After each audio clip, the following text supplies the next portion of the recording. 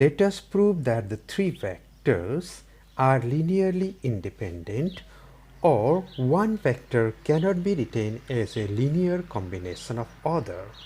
We start by assuming that a combination of those three vectors equal to 0 vector.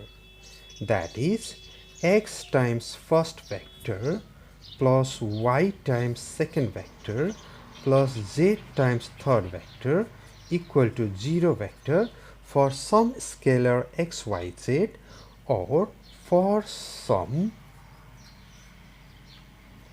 real numbers xyz. In that case, we write the term involving I vector, j vector and k vector separately. So we can write 2x times I vector plus y times I vector plus 5z times I vector plus 3x times j vector minus y times j vector plus 6z times j vector plus 4x times k vector plus 2y times k vector plus 8z times k vector separately.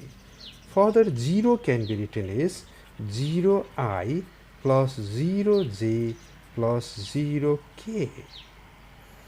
Now it's obvious that x equal to 0, y equal to 0 and z equal to 0 is a solution of this equation. If that is the only solution, then we declare that those three vectors are linearly independent. If there are non-zero solutions for x and y and z, or if at least one of them is non-zero, then we can say that one vector can be written as a linear combination of other, or we can say that those three vectors are linearly dependent. Now, is it the case that we got non-zero solution, or is it the case that there is at least one x that is not equal to 0, or at least one y or at least one z not equal to 0? Now, if you see that if two vectors are equal, then their component has to be equal. And thus, we can say that 2x plus y plus 5z, that's the I component, must be equal to 0. And then 3x minus y plus 6z equal to 0. And lastly, 4x plus 2y plus 8z, the z component must be 0. Okay, we can write this equation in the form of matrix. Let's write it. We write the coefficient first, 2, 1, 5, 3, minus 1, 6, 4, 2, 8, and then x, y, z. Okay, we write the given equation in the form matrix equation, or we can write this as ax equal to b. Once again, ax equal to b.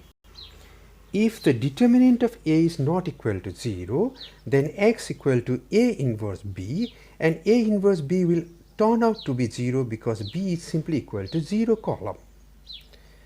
So what can we say about determinant of a? Let us find the determinant of a. Determinant of a is equal to 2 times minus 8 minus 12 minus 1 times 24 minus 24 plus 5 times 6 plus 4.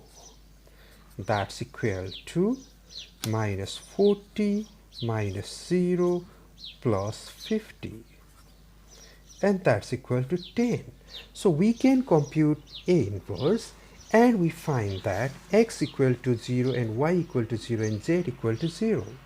Once again, x equal to 0 equal to y equal to z equal to 0. All of them are 0, and that is the only possibility. So we conclude that the vectors are linearly independent.